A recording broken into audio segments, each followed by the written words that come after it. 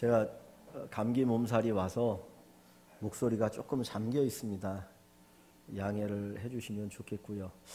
또 감기 몸살이 드니까 한쪽으로 감사한 게 뭐냐면 감기 몸살로 아프셨던 분들의 마음을 조금은 알 수 있어서 우리 장로님이 한 달 정도, 우리 김시영 원사님 거의 한 달 가까이, 그 외에도 많은 분들이 감기 몸살로 아파하셨는데 그냥 보기만 하고 그냥 아유 많이 아프시겠네요 그런 생각만 했는데 제가 또 아파 보니까 얼마나 힘드셨을까 그런 생각을 갖습니다. 우리가 인생을 살다 보면 때로 힘들고 어려울 때가 찾아옵니다. 그때 나만 힘들고 어렵다라고 생각하지 마시고 나 외에도 많은 분들이 힘들고 어려운데 그 힘들고 어려운 걸 통해서 조금은 또 이해할 수 있구나, 또 그런 하나님이 은혜를 주시는구나, 그렇게 생각하시면서 받아들이시면 감사할 수 있을 것 같습니다. 여러분 혼자만 힘든 거 아픈 것 아니니까 또 힘내시면 좋겠습니다. 우리 고사성어 가운데 질문과 대답에 관한 고사성어 여러분 잘 아는 게 두 가지가 있습니다. 하나는 동문서답입니다. 동문서답은 동쪽을 물었더니 서쪽을 대답하더라. 그래서 질문과 아무 관계없는 답을 할 때 동문서답이다 라고 얘기를 하죠. 또 우문현답이라고 하는 말이 있습니다. 질문은 정말 어리석은데 그 질문을 잘 대답해 줄 때, 지혜롭게 대답해 줄 때 정말 우문현답이라고 이야기합니다. 성경에 보면 많은 사람들이 예수님에게 질문을 던집니다. 근데 그 질문에 대해서 예수님이 대답을 하시는데 동문서답 같아 보이는데 우문현답이구나 하는 것을 깨닫게 될 때가 많이 있어요. 예수님께서 이제 십자가에 달리시기 전에 예루살렘 성전에 들어가셨습니다. 거기에서 말씀을 가르치시고 또 귀신도 쫓고 병든 자를 고칠 때 제사장들과 장로들이 누구의 권세로 이런 일을 하느냐라고 묻습니다. 네가 하는 그 일이 누구의 권세냐는 거예요.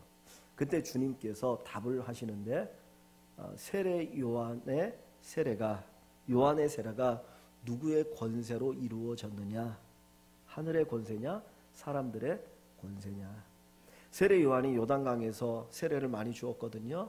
그때 수많은 사람들이 세례를 받으러 나왔는데 그 세례 요한이 누구의 권세를 가지고 그 일을 했느냐는 거예요. 사람의 권세냐? 하나님의 권세냐? 만약에 하나님의 권세라고 얘기하면 자기들은 세례 요한에게 세례를 받지 않았기 때문에 하나님의 권세를 무시한 게 되어지고, 사람들의 권세라고 하면 백성들은 세례 요한은 하나님 보내신 자라고 생각하기 때문에 그들이 돌에 맞을 수 있는 어떤 그런 위기를 처하게 되는 겁니다. 그래서 결국에는 모르겠다라고 하면서 예수님을 떠나게 돼요. 그래서 참 예수님의 그 대답이 참 지혜롭다. 또 어떤 사람들이 예수님에게 찾아와서 로마에 세금을 내는 것이 옳습니까? 그릇됩니까? 라고 묻습니다. 그 당시에 이스라엘은 로마의 식민 통치 아래 있었는데 로마의 세금을 내는 것은 어떤 로마에 순복하는 것이고 어떤 매국적인 행위가 되어질 수 있기 때문에 그렇게 내라고 말하면 또 예수님을 책잡으려고 했고, 또 반대로 세금을 내지 말라고 하면 로마에 대항한다라고 생각해서 어떤 정치범으로 주님을 몰아가려고 합니다. 그때 예수님의 대답이 뭡니까? 가이사의 것은 가이사에게, 하나님의 것은 하나님에게. 야, 동전을 가져와 봐라. 그 동전에 무슨 형상이 있느냐? 그 동전에는 로마 황제의 형상이 그려 있었습니다. 그때 주님이 그것을 보시면서 하시는 말씀이 가이사의 것은 가이사에게, 하나님의 것은 하나님에게 라고 이야기를 하시죠. 결국은 그 이야기를 듣고 야, 정말 지혜로운 대답이라고 하면서 돌아갑니다. 오늘 본문에도 보면 제자들이 예수님께 드리는 질문이 있습니다.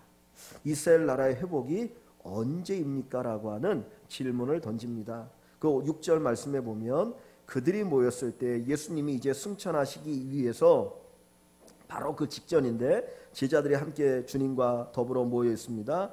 그때 예수님께 묻습니다. 주께서 이스라엘 나라를 회복하심이 이때니까. 지금 제자들의 관심은 로마로부터 이스라엘이 회복되어지는 거예요. 다시 말하면 식민 통치로부터 독립하는 것이 그들의 주된 관심이었습니다. 그래서 예수님에게 묻습니다. 이 나라가 회복되어지는 것이 이때입니까? 근데 주님은 이렇게 대답합니다. 7절 보면 때와 시기는 아버지께서 자기 권한에 두셨으니 너희가 알 바가 아니요. 이 이야기 뭐냐면 이스라엘 나라의 독립이라고 하는 것은 하나님의 권한에 있다. 그때는 하나님의 주권 아래 있으니까 너희 알 바가 아니고 오직 성령이 너희에게 임하시면 예루살렘과 온 유대와 사마리아와 땅끝까지 이르러 내 증인이 될 것이다 라고 말씀을 하십니다. 지금 이스라엘 나라의 독립이 언제 일어납니까? 이때입니까? 라고 하는 그 질문에 대하여 예수님은 뭐라고 대답하십니까? 너희는 내 증인이 되리라는 거예요.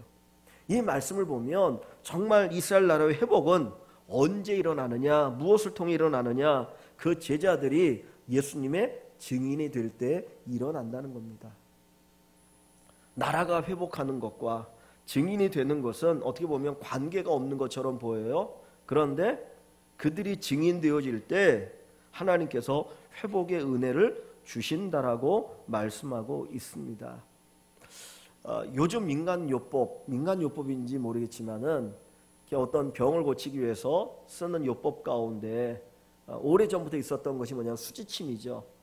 이 손바닥 어디에다가 침을 놓으면 신통하게 아픈 부위가 치료되는 경우가 많이 있습니다. 그래서 여러분들도 많이 그 부분을 하실 겁니다.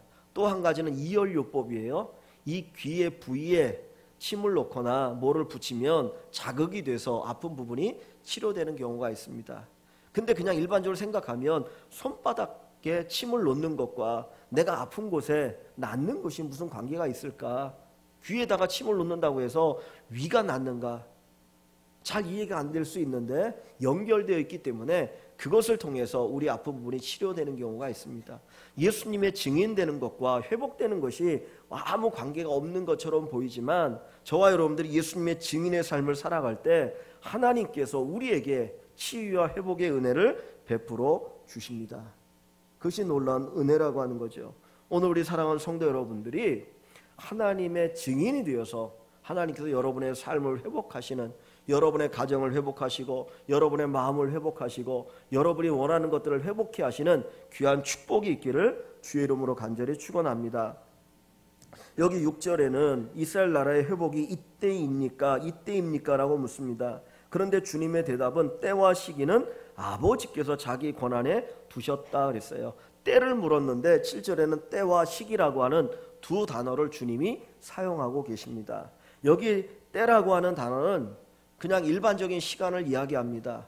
헬라어로 크로노스라고 하는데 오늘이 2015년 12월 13일이잖아요. 이런 시간을 이야기해요. 그냥 물리적인 그런 시간을 말할 때 때라고 합니다. 반면에 시기라고 하는 단어는 카이로스라고 하는 단어인데 이거는 특별한 때를 이야기합니다. 사람이 태어나면 뭐 결혼을 하게 되어지는데 결혼의 시간이 딱 30분 아니잖아요. 사람마다 다르거든요.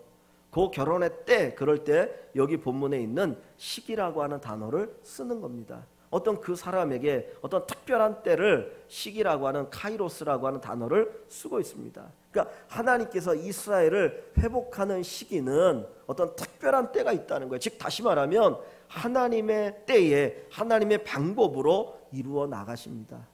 저 사람이 저 때에 뭔가 이루어졌다고 해서 나에게도 그때 이루어지는 것은 아니에요. 하나님은 각자에게 때와 시기를 가지고 있습니다. 그래서 그때에 하나님의 역사가 있는 거예요. 다른 사람을 불허할 필요도 없습니다. 하나님은 나에게 가장 좋은 때에 나의 가장 좋은 방법, 그것을 통해서 우리에게 회복의 은혜를 주실 줄 압니다. 어떤 사람은 기도했는데 몇 번 기도하니까 금방 응답이 온 사람이 있어요. 어떤 사람은 기도를 1년, 2년 하고 나서 응답이 온 사람이 있습니다. 어떤 사람은 더 오랜 기간 기도하니까 응답이 온 사람이 있어요. 왜냐하면 시기가 다르기 때문이에요. 하나님께서 그 사람 각자에게 정하신 때가 다르기 때문에 응답이 다른 것뿐입니다. 하나님 우리를 사랑하십니다. 그래서 그 사랑 가운데서 하나님의 적절한 때에 적절한 방법으로 회복의 은혜 주시는 것을 여러분들이 경험할 수 있기를 주의 이름으로 간절히 축원합니다. 그런데 하나님께서 이처럼 회복을 이루시는데 무엇을 통해서 이루어 나가신다고요? 저와 여러분들이 그리스도의 증인되어짐을 통해서, 예수의 증인되어지는 삶을 통해서 하나님께서 회복을 주십니다. 증인이라고 하는 것은 보고 들은 것을 증거하는 사람이죠. 내가 본 것을, 내가 들은 것을, 내가 경험한 것을 증거할 때 증인이라고 얘기합니다. 예수님의 증인은 예수님에 대해서 보고 들은 것, 내가 경험한 것을 증거하는 사람입니다. 이 말씀을 듣고 베드로가 예수님의 증인이 됩니다. 사도행전 2장에 가보면 그 전에는 벌벌 떨었던 베드로가 담대하게 일어서서 설교하는데, 너희가 십자가 못 박혀 죽인 그 예수가 바로 하나님이 보내시기로 약속하신 메시아 그리스도라고 이야기합니다. 그분이 3일 만에 살아나셨다라고 담대하게 설교합니다. 이것이 증거예요. 이것이 증인되어진 삶입니다. 그의 입을 통해서 예수 그리스도를 증거합니다. 또 성전에 올라갈 때에 거기에 38년 동안 걷지 못한 사람을 발견합니다. 그는 매일같이 오는 사람들의 구라며 하루하루 살아갔습니다. 그에게 다가갑니다. 나에게는 은과 금이 없다. 네가 원하는 돈은 없지만 나사렛 예수 그리스도 이름으로 일어나 걸으라고 이야기할 때 그 사람이 일어나 걷게 되는 기적을 경험합니다. 베드로가 거기 기적을 일으킨 것도 바로 예수에 대한 증거라는 거예요. 예수님을 증거합니다. 초대교회가 예수를 믿기 때문에 핍박을 당하고 어려움을 당했습니다. 그때 성도들이 모여서 자기의 것들을 내놓는 거예요. 내가 조금 더 가졌으면 그것을 내놓고 가난한 성도들이 그것을 가지고 살아갈 수 있도록 하는 아름다운 사랑의 공동체를 이루어 갑니다. 그것이 바로 예수의 증인의 삶입니다. 오늘 저와 여러분들이 예수님의 증인의 삶을 살아가기를 원합니다. 왜 교회가 병들어갑니까? 왜 이 시대가 병들어갑니까? 우리 사회가 왜 병들어갑니까? 그것은 바로 예수 믿는 사람 많을지 모르지만 예수의 증인이 적기 때문입니다. 정말 예수님의 증인이 많다면, 예수님의 증인이 이 땅에 수두룩하다면 이 사회는 달라질 겁니다. 우리의 가정은 회복되어질 겁니다. 우리의 삶은 회복되어질 겁니다. 그런데 증인이 없다라는 거예요. 지난 주간에 선배 목사님을 만나서 대화하는 가운데 제가 물어봤습니다. 교회가 앞으로 어떻게 나가야 될 부분인지. 어떤 그 선배님의 이야기를 듣는 시간을 짧게나마 가졌는데 그런 얘기를 하시더라고요. 저 분당에 있는 유명한 큰 교회인데 그 교회 장로님이 그런 말씀을 하셨대요. 내가 보니까 그건 그냥 그분이 하는 얘기겠지만 우리 교회 90%, 우리 교회 성도들의 90%는 예수 안 믿는 것 같아. 그게 교만의 말일 수도 있지만 반성의 말일 수 있다는 거예요. 정말 유명한 목사님 목회를 하셨고 지금도 훌륭한 목사님 목회를 하시고 그 설교의 은혜가 많습니다. 그런데 그분이 오실 때 그냥 자기가 생각할 때 하는 얘기예요. 우리 교회 90%는 예수 안 믿는 것 같아. 그 얘기는 뭡니까? 증인이 없다는 거죠. 정말 예수님께서는 증인되라고 말씀하시고 그 증인의 삶을 통해서 회복의 역사가 일어날 것을 말씀하시는데 우리 한국교회 성도가 예수님의 증인으로 살지 못하고 있구나. 그것 때문에 어떻게 보면 삶의 회복을 경험하지 못하고 있구나 하는 생각을 갖게 됩니다. 오늘 본문에 보면 예수님께서 오직 성령이 너에게 임하시면 너희가 내 증인이 될 건데 예루살렘부터 시작해서 온 유대와 사마리아와 땅끝까지 이르러 증인이 될 거다 그랬습니다. 내 가까운 곳에서부터 먼 곳까지 증인이 될 거다. 작은 일에서부터 큰 일까지 증인이 될 것이다. 여러분은 증인이십니까? 내 삶의 현장에서 증인이십니까? 내가 가는 곳마다 증인의 삶을 살고 있습니까? 여러분들이 증인의 삶을 살아갈 때 거기에서 하나님의 회복의 역사가 나타나기 시작합니다. 출애굽기 19장에 보면 제사장 나라라고 하는 표현이 나옵니다. 예수님께서 이스라엘을 제사장 나라로 삼겠다라고 이야기합니다. 이 애굽에서 400년 동안 노예로 살았던 그들을 구원하시고 그리고 신의 산으로 이끄신 주님이 하신 말씀이 내가 너희를 제사장 나라로 삼겠다. 제사장 나라라고 하는 표현이 뭡니까? 제사장은 세상과 하나님을 연결하는 역할을 해요. 백성들을 위해서 하나님께 제사를 드리고 하나님의 뜻을 가르치고 율법을 가르치는 그 역할이 제사장의 역할입니다. 그래서 하나님의 축복을 백성들로 하여금 받아 누리도록 하는 일을 합니다. 그런데 제사장 나라라, 그 이야기는 뭐예요? 이스라엘을 구원하신 목적이 바로 그들이 제사장 나라가 되어서 세상을 회복하는 일, 세상을 축복하는 일을 하도록 하시겠다라는 겁니다. 그래서 20장에 가보면 10계명을 주시죠. 10가지의 계명을 주시는데 그건 단순한 법이 아니에요. 그것은 언약입니다. 너희가 이 언약의 말씀을 지켜나가면 내가 너희를 축복하고 너희가 제사장 나라가 되어서 세상을 회복하도록 하겠다라는 거예요. 이스라엘 백성들이 하나님의 축복의 땅 가나안에 들어갔습니다. 그런데 얼마 되지 않아서 주변의 나라에 의해서 계속해서 압제를 당하게 됩니다. 여러분이 잘 알고 있는 사사 가운데 한 사람이 누굽니까? 기드온이죠. 기드온. 그 기드온 당시에 미디안이라고 하는 나라가 쳐들어와가지고 다 약탈해 갑니다.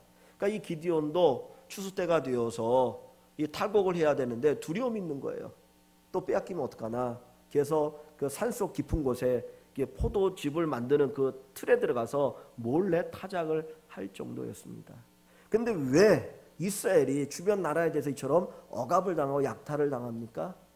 하나님의 증인된 삶을 포기했기 때문입니다. 분명히 하나님은 말씀합니다. 너희가 그 가나안 땅에 들어가도 나를 섬겨야 한다. 그 가나안 족속들을 다 멸해버려라. 그들과 어떤 언약을 맺지 말라 그랬습니다. 그런데 하나님의 말씀을 하나도 지키지 않았어요. 다시 말하면 그들이 증인의 삶을 포기합니다. 그때 끊임없이 그들에게 어떤 압제가 들어오고 약탈이 들어오고 침략이 다가오면서 못 살겠다는 거예요. 그래서 하나님 앞에 살려달라고 요청을 하니까 하나님 사사를 보내서 그들을 구원해 주셔요. 조금 살만하면 또다시 증인의 삶을 포기하니까 또 고통과 어려움과 약탈을 경험합니다. 우리의 삶은 증인되어질 때 하나님의 회복을 경험하게 됩니다. 그래서 신명기 10장 13절 말씀에 보면 하나님 율법을 주신 이유가 있습니다. 너희의 행복을 위하여 이 율법을 지킬 것이다 그랬어요. 우리가 율법을 지키는 것은 구원받기 위함이 아니에요. 이스라엘 백성들에게 율법을 주신 것은 너희가 율법을 지켜서 구원받아라가 아니고요. 너희가 구원받은 백성이기 때문에 이 율법대로 살아서 너희가 나의 증인이 되어달라는 거예요. 하나님이 우리를 구원하신 이유는 우리가 선한 일을 하게 하기 위함이라. 저와 여러분들이 예수 그리스도의 증인이 되어지면 하나님 우리를 회복하시고 우리로 하여금 축복하심을 경험할 수 있게 됩니다. 마태복음 5장부터 7장을 산상수훈이라고 얘기합니다. 예수님이 산에서 가르치신 아주 뛰어난 설교이죠. 근데 그 산상수훈의 첫 번째가 무엇으로 시작합니까? 심령이 가난한 자는 복이 있나니. 그래서 복받은 자가 누군가 하는 것을 얘기합니다.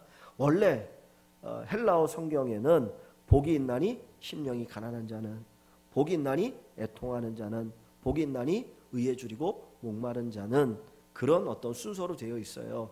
근데 우리 성경은 그냥 심령이 가난한 자가 복이 있다, 복이 있다라는 뒤로 썼죠. 그래서 어떤 그 신분이 얘기를 합니다. 그리고는 너희가 누구냐? 세상에 빛이다, 소금이다. 너희는 세상에 빛이다, 소금이다라고 얘기하죠. 그리고 우리가 어떻게 살아야 될 것이냐를 얘기합니다. 율법에 대한 이야기래요. 내가 율법을 폐하러 온 것이 아니라 율법을 완성케 하기 위해서 왔다. 십계명에는 살인하지 말라라고 하는 그 말씀을 주님은 어떻게 말씀하십니까? 형제를 향하여 미워하는 것, 그죠? 욕하는 것, 그것이 살인이라고 얘기합니다. 간음을 뭐라고 얘기합니까? 어떤 행위적인 것을 가지고 간음이라고 얘기하는 것이 아니라 한 걸음 더 나가서 여자를 보고 음욕을 품는 자마다 간음하는 것이다. 어떤 삶을 이야기합니다. 그 뒷부분에 쭉 이야기하셔요. 그럼 맨 마지막에 가셔서 주님 하신 말씀이 내 말을 듣고 이 설교를 듣고 행하는 자는 반석 위에 집을 지은 것과 같고, 이 설교를 듣고 행하지 않으면 모래 위에 집을 짓는 것과 같다라고 얘기합니다. 비바람이 몰아칠 때, 큰 비가 내릴 때 반석 위에 지은 집은 굳건합니다. 그러나 모래 위에 세운 집은 무너지게 된다는 거예요. 즉 다시 말하면 그 말을 듣고 행한다는 것은 증인이 되는 거예요. 우리가 예수의 증인, 하나님의 증인으로 살면 우리의 삶이 견고해집니다. 그러나 증인의 삶이 되지 않으면 환난이 다가오고 어려움이 다가올 때 무너질 수밖에 없다는 거예요. 우리의 삶이 회복되어지는 것도 마찬가지입니다. 저와 여러분들이 예수의 증인으로 살아갈 때 하나님의 회복의 역사가 있게 됩니다. 제자들은 로마에 의해서 압박을 당하고 약탈을 당하기 때문에 언제 회복되어질 것입니까? 언제 독립할 수 있겠습니까? 라고 하는 질문을 던졌습니다. 그러나 하나님의 그 계획은 단순히 로마로부터 회복되어지는 것이 아니었어요. 그 이상의 어떤 놀라운 일들을 계획하고 계셨습니다. 기독교가 초창기에는 로마에 의해서 많은 핍박을 당했습니다. 우리 그리스도인들이 우리 교회가 1년에 몇 번 성찬을 행하죠. 그러면 떡과 포도주를 나눌 때 그리스도의 몸이요 그리스도의 피라고 해서 그것을 먹고 마십니다. 근데 기독교인들이 성찬을 행하니까 이 로마 사람들이 그것을 보면서 뭐라고 얘기했냐면 기독교인들은 식인종이다. 저들은 사람의 살을 먹고 피를 마신다. 그리고 핍박하기 시작합니다. 그리스도인들이 성도들을 가리켜서 형제 자매라고 이야기하잖아요. 우리는 그리스도 안에 다 같은 형제 자매라고 얘기하니까 이 로마 사람들이 핍박할 때 그리스도인들은 근친상간을 한다. 그러면서 또 핍박을 합니다. 그래서 로마의 황제 10명이 어마어마한 핍박을 하거든요. 네로는 로마 시내를 불질러 놓고 기독교인들이 불질렀다. 그러면서 핍박을 하거든요. 그런 핍박을 끊임없이 겪으면서도 이겨나갔어요. 하나님의 말씀이 생명력 있게 증거됩니다.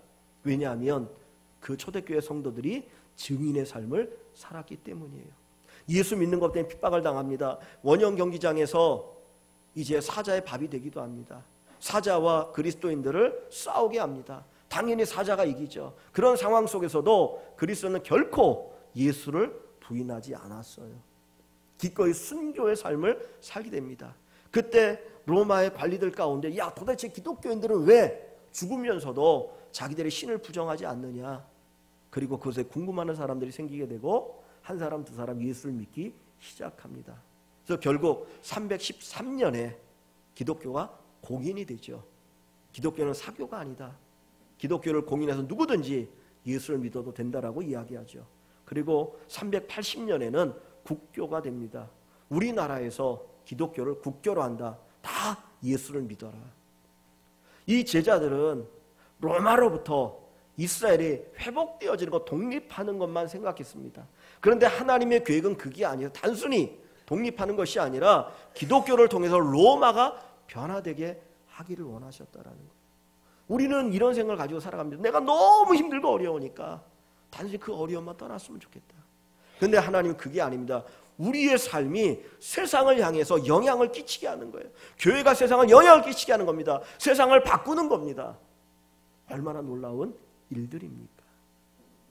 언젠가도 그런 말씀을 드렸지만 우리나라에 들어왔던 선교사님들이 교육 또 의료 봉사 정말 그들이 이 땅에 묻히면서까지 예수 그리스도의 증인으로 살아갈 때 이 어둠의 땅이 회복되기 시작했습니다. 부흥운동이 일어나기 시작했어요. 1905년에 원산에서 선교사님이 회개를 통해서 거기서 수많은 사람들이 회개운동이 일어나고 평양에서 1907년에 회개운동이 일어나고 평양이 달라지기 시작했어요. 증인되어질 때 하나님은 회복의 은혜를 베풀어 주십니다. 러시아가 과거에는 교회가 많았던 곳입니다. 러시아 정교회라고 그러죠. 기독교가 동방정교, 서방정교를 나눠지는데 그 동방정교를 정교회라고 얘기합니다. 근데 러시아 정교회가 크게 성장했습니다. 그런데 1900년 초에 러시아 혁명이 일어나면서 공산화가 되어지잖아요. 솔제니친이라고 하는 그 문학가 그것을 보면서 이렇게 얘기합니다. 왜 공산혁명이 일어났는가? 교회 안에 하나님을 잊어버렸기 때문이다. 교회는 화려합니다. 수많은 사람들이 거기에 있지만 사람들의 마음속에 하나님을 잊어버렸어요. 하나님의 증인의 삶이 없었어요. 그러다 보니까 결국은 공산혁명이 일어나게 되었고 예수를 믿지 못하는 사회가 되었던 겁니다. 진정한 회복은 어디에서 일어납니까? 우리가 증인이 되는 겁니다. 예수의 증인, 예수님의 사람, 거기에 하나님의 회복의 은혜를 베풀어 주십니다. 근데 오늘 조금 놀라운 단어가 있는데 8절에 증인이라는 단어예요. 증인이라는 단어. 마태복음 28장에는 예수님께서 승천하기 전에 제자들에게 하신 말씀이 모든 족속을, 모든 민족을 제자로 삼아 그랬어요. 제자 삼으라 그랬거든요. 근데 오늘 8절에서는 그 제자들 향해서 뭐가 되라고요? 될 것이다? 증인이 될 것이다. 제자와 증인은 뭘까요? 제자와 증인의 차이는 뭡니까? 제자와 증인의 차이. 증인은 확실한 증거가 있는 사람이에요. 그죠? 확실한 증거를 가지고 있는 사람이 증인입니다. 내 안에 증거가 없으면, 내가 보고 듣고 경험하지 않으면 증인이 될 수 없어요. 그런데 제자는 조금 약한 것 같아요. 그래서 주님께서 너희가 내 증인이 되리라고 얘기합니다. 여러분 안에 확실한 증거가 있기를 원합니다. 예수님에 대한 확실한 증거가 있기를 원합니다. 예수님이 구원자시고 예수님이 나를 위해서 놀라운 일을 행하셨고 정말 예수님이 나를 사랑하신다고 하는 그 증거가 여러분들에게 다 있으셔서 여러분들이 이 세상에서 증인으로 살아가는 귀한 축복이 있어지기를 주의 이름으로 간절히 축원합니다. 증인이 된다고 하는 것은 내 안에 칼이 들어와도 끝까지 그것을 증거하는 사람입니다. 그죠? 그래서 무슨 국회든지 아니면 법정에 나가서 증인할 때 선서를 하잖아요. 선서합니다. 얼마 전에도 경찰서에서 저한테 전화가 왔더라고요. 그러면서 뭐 물어보는데 경찰서에 와서 그걸 얘기해주고 사인할 수 있겠느냐. 그래서 제가 멀리 떨어져 있어 못 간다고 그렇게 얘기를 했는데, 증인이 된다고 하는 것은 확실한 증거가 있어야 가능합니다. 증거 없이는 증인이 안 돼. 그거는 허위죠. 그거는 잡혀 들어가잖아요. 예수님께서 우리를 증인으로 세우기를 원하셔요. 근데 이 증인이라는 단어는 뭐하고 연결되냐면 순교라고 하는 단어와 연결돼요. 마르투스, 순교라는 단어하고 연결됩니다. 그래서 증인이라는 단어에서 순교자라고 하는 단어가 나와요. 그러니까 즉 다시 말하면 예수의 증인이 된다고 하는 건 결국은 뭐가 될 수 있다는 거예요? 순교자가 될 수 있다는 거예요. 스데반이 예수님을 증거하다가 돌에 맞아 죽었죠. 제자 야고보가 예수님을 증거하다가 순교를 당합니다.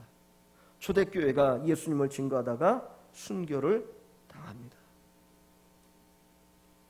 오늘 정말 내 안에 하나님에 대한 증거가 확실하기를 원합니다.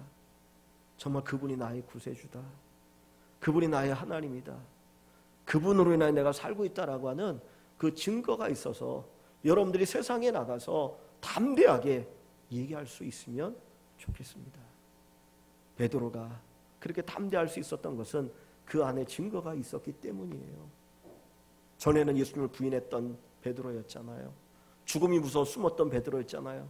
그런데 예수님을 확실하게 경험하고 나니까 그는 담대하게 목숨을 내어놓고 나갈 수 있었던 겁니다.